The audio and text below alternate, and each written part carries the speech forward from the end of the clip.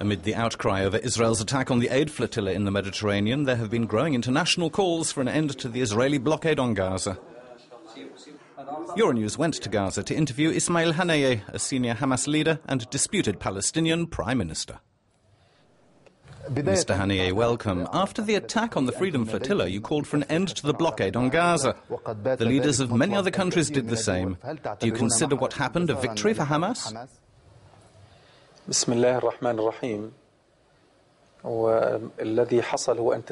What happened is a victory for humanity and for people of conscience all over the world, especially as the flotilla carried people from different nationalities, religions and political ideologies.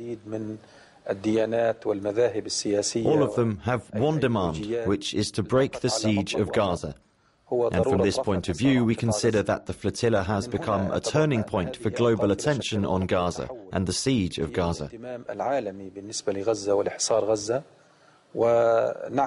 We consider what happened as a victory for justice and conscience. At the same time, it is a defeat for the occupation and injustice which is committed against the Palestinian people.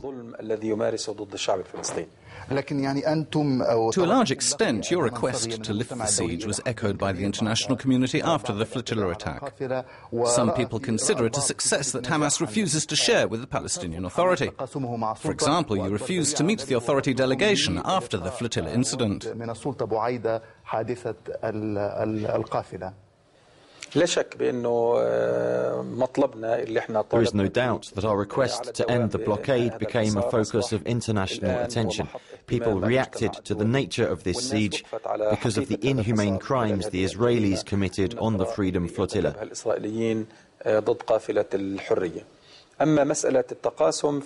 National reconciliation requires a consensus on the demands made by Hamas in the agreement that was negotiated by Egypt.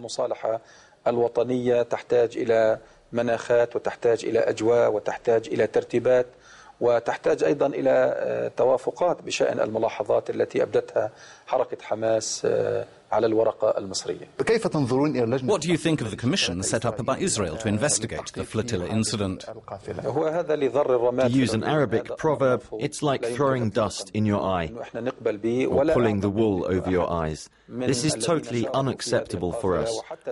I do not think that anyone who was part of the flotilla would accept the game of the Israeli investigation procedures. We support the international position which stresses the importance of an independent, transparent, international investigation into what happened in the Mediterranean. Now, you're asking for a transparent and fair international investigation, but the Goldstone report called on you to carry out an independent investigation into the crimes, described as war crimes, that were carried out by Hamas during the Israeli attacks.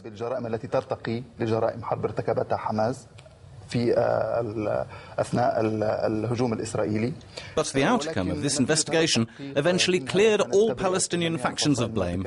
Isn't it the same as what Israel's doing with their investigation? First of all, there's a big difference between the Goldstone report and this crime. Secondly, there is one criminal in both cases, and it is the Zionist enemy, the ones who committed war crimes in Gaza and who committed the crime in the Mediterranean. Hamas conducted detailed and complete investigations and has delivered the results to the United Nations and the Secretary-General of the United Nations. As for the internal Palestinian investigation, we complied with the entire contents of the Goldstone report.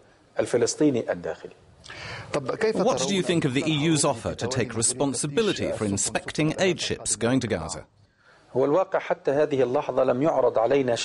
In fact, we haven't received any formal or specific offer. If we receive an initiative or a certain proposal, we will study it and will determine our position on it. But in general, we say breaking the siege must happen. Lifting the blockade should not be a formality. We demand to get access to water and an access to the Mediterranean Sea.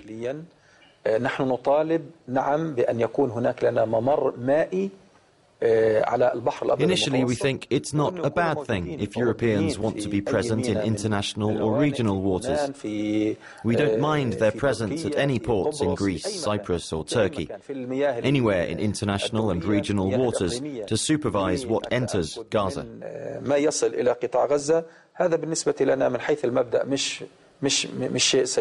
But without the intervention of Israel? Yes, without the intervention of Israel at sea, on land and even at the Rafah crossing. We do not object to the return of European control of the Rafah crossing, but we reject any Israeli presence there. That is our position. Recently, some jihadist movements have appeared in the Gaza Strip whose ideology is close to that of al-Qaeda's. For example, the Army of Islam and Jund Ansar Allah, among others. Can you control these groups, especially in the current climate? For a start, let us not treat the situation as a phenomenon. It's not widespread and does not form a significant presence in Gaza. But when three movements like that appear in a small area like Gaza, isn't it worthy of being described as a big presence? There are lots of names and titles, but its political influence is restricted. There are many names and you can find so many factions. For example, even the PLO has about 14 factions. Each faction has its own name, but when you talk about their political or organizational weight, you have to face the facts. The truth is, the majority of people in Gaza tend towards central Islamic thought. The militant group Hamas, which leads Gaza, adopts this kind of ideology. Therefore, I dispel the idea of there being any organization of al-Qaeda in Gaza. But they are jihadist movements with ideologies close to that of al-Qaeda, and Hamas killed some of their leaders recently. They may have the same ideas, but there are no organizations commanded by al-Qaeda in Gaza. Palestinian President Mahmoud Abbas recently met the US President in an attempt to revive indirect peace negotiations. What's Hamas's position on this? We believe that direct negotiations, which lasted for 18 years, did not bring any results. What can we say about the indirect negotiations?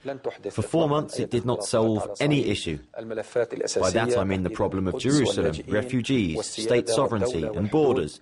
Neither the direct nor the indirect negotiations can lead to real results in the shadow of Israeli intransigence.